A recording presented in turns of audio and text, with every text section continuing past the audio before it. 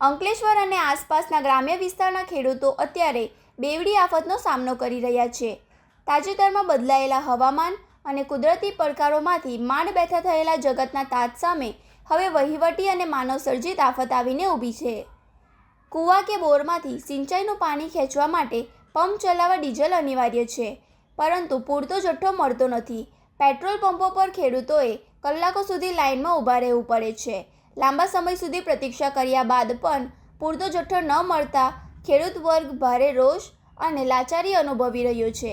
અંકલેશ્વર એશિયાની સૌથી મોટી ઔદ્યોગિક વસાહત ધરાવે છે, જે ટ્રાન્સપોર્ટ બિઝનેસ કરોડરજ્જુ સમાન છે.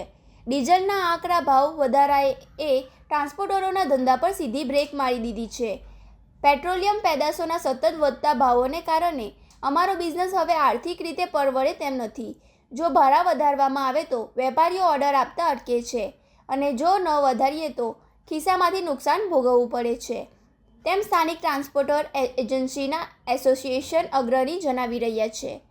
ટ્રાન્સપોર્ટ બિઝનેસ ઠપ થવાના આરે પહોંચી ઉદ્યોગ જગત અને સ્થાનિક વેપારી વર્ગમાં પણ ચિંતાની લહેર દોડી ગઈ છે.